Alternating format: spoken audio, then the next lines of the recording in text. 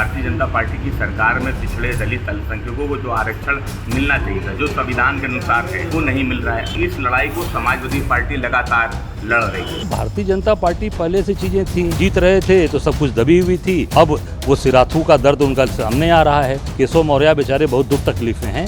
मैं समझता हूँ कि उनका दुख तकलीफ जब तक वो भाजपा से विदाई नहीं वहाँ से नहीं ले लेंगे तब दुख तकलीफ में रहेगी। अब योगी जी को लोग बर्दाश्त नहीं कर पा रहे हैं। लोकसभा चुनाव के बाद से उत्तर प्रदेश बीजेपी में सब कुछ ठीक नहीं चल रहा है। बीजेपी कार्य समिति में संगठन को सरकार से बड़ा बताने वाले डिप्टी सीएम केशव प्रसाद मौर्य अब खुलकर मैदान में उतर गए हैं और अब अपनी ही सरकार से सवाल पूछने लगे हैं। डिप्टी सीएम केशव प्रसाद मौर्य ने अपनी ही योगी सरकार को पत्र लिखकर पूछा कि संविदा और आउटसोर्सिंग से होने वाली भर्तियों में आरक्षण के नियमों का पालन कितना किया गया है। सरकारी विभागों में संविदा और आउटसोर्सिंग से हुई नियुक्तियों को लेकर केशव मौर्य ने 15 जुलाई को नियुक्ति और कार्मिक विभाग के अपर मुख्य सचिव देवेश चतुर्वेदी को पत्र लिखा था। इसमें उन्होंने विधान परिषद के प्रश्नों की ब्रीफिंग के दौरान कार्मिक विभाग के अधिकारियों से आउटसोर्सिंग और संविदा पर कार्यरत कुल अधिकारियों और कर्मचारियों की जानकारी मांगी थी। केशव प्रसाद मौर्य ने पूछा था कि संविदा भर्ती में आरक्षण के नियम का कितना पालन किया गया। इसके अलावा उन्होंने 69,000 सहायक टीचर भर्ती में आरक्षण की विसंगति के बाद चयनित 6,800 आरक्षण वर्ग के अभ्यर्थियों को नियुक्ति देने के मुद्दे का जिक्र किया है। उनका मानना है कि शिक्षक भर्ती में आरक्षण का ये मुद्दा काफी दिनों से अटका है। इसके कारण ओबीसी वर्ग के अभ्यर्थी आंदोलन कर रहे हैं। ऐसे में इसका पालन कर लिया जाना चाहिए। तो वहीं दूसरी तरफ विपक्षी दल बीजेपी में मची उथल पुथल को लेकर सरकार और बीजेपी पर निशाना साध रहे हैं। समाजवादी पार्टी ने केपी मौर्य के पत्र को मुद्दा बनाते हुए कहा है कि उस पत्र के बाद बीजेपी में टकराव जरूर बढ़ेगा, लेकिन पिछड़े दलितों को आरक्षण का लाभ नहीं मिलेगा। जबकि कांग्रेस के प्रदेश अध्यक्ष अजय राय को ये चिट्ठी सामने आने के बाद केशव मौर्य की तकलीफ नजर आने लगी है।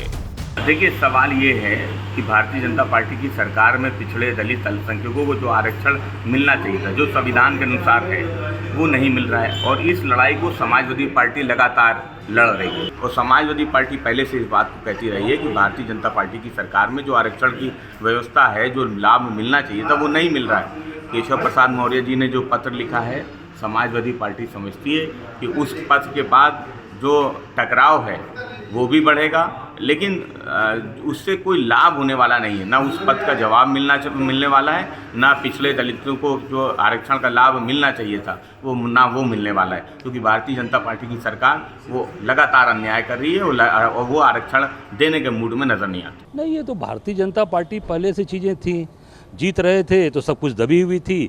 अब वो सिराथू का दर्द उनका सामने आ रहा है। जो सिराथू में उनको हरवाया, इसी सरकार ने हरवाया, सब लोग उनको हरवाए, तो अब सामने चीज़ें आ रही हैं। केशव मौर्य बेचारे बहुत दुख तकलीफ में हैं। मैं समझता हूँ कि उनका दुख तकलीफ जब तक वो भाजपा से विदाई नहीं वहाँ से नहीं ले लेंगे तब दुख तकलीफ में रहेगी। अब ये तो उनका अंदरूनी मामला है, पर अब योगी जी को लोग बर्दाश्त नहीं कर पा रहे हैं। अब आपसी लड़ाई ज़बरदस्त बढ़ती जा रही है और खांचौड़ी होती जा रही है। एक तरफ विपक्ष है जो केपी मौर्य की चिट्ठी को मुद्दा बनाकर सरकार को घेर रहा है, और दूसरी तरफ सत्तारूढ़ बीजेपी है जिसे इस मुद्दे पर कुछ साफ साफ जवाब देते नहीं बन रहा है। ये सरकार हर संवैधानिक कार्य करती है।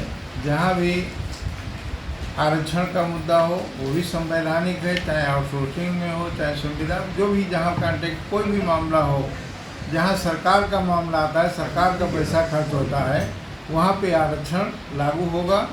और मुझे लगता है सब कहीं लागू है। अगर कॉन्ट्रैक्ट बेसिस पे नहीं लागू है तो वहाँ भी सरकार लागू करना चाहेगी। सीएम योगी आदित्यनाथ और डिप्टी सीएम केशव प्रसाद मौर्य के बीच कई बार मनमुटाव की खबरें आई हैं, लेकिन पिछले 7 सालों में पहली बार केशव प्रसाद मौर्य ने फ्रंट फुट पर उतरकर मोर्चा खोल दिया है। केशव प्रसाद मौर्य ने पत्र लिखने के एक दिन पहले 14 जुलाई को प्रदेश कार्य समिति की बैठक में कहा था, सरकार से बड़ा संगठन होता है, और अगले ही दिन फिर सोशल मीडिया पर लिखा कि संगठन सरकार से बड़ा है। केशव प्रसाद मौर्य ने जिस नियुक्ति और कार्मिक विभाग से भर्तियों में आरक्षण के पालन करने की सूचना मांगी है, उस विभाग की जिम्मेदारी सीएम योगी आदित्यनाथ के पास है। जिस तरह से उन्होंने सूचना मांगी है उसके राजनीतिक मकसद को भी समझा जा सकता है। नियुक्ति और कार्मिक विभाग सीएम के पास है, ऐसे में उनकी मंजूरी के बिना ना तो कोई शासनादेश लागू हो सकता है और ना ही कोई सूचना जारी हो सकती है। केशव प्रसाद मौर्य ने संविदा भर्ती में ओबीसी दलित के आरक्षण का मुद्दा उठाकर बड़ा सियासी दांव चल दिया है। इतना ही नहीं, लोकसभा चुनाव के बाद से केशव प्रसाद मौर्य कैबिनेट की बैठकों में भी शामिल नहीं हो रहे हैं।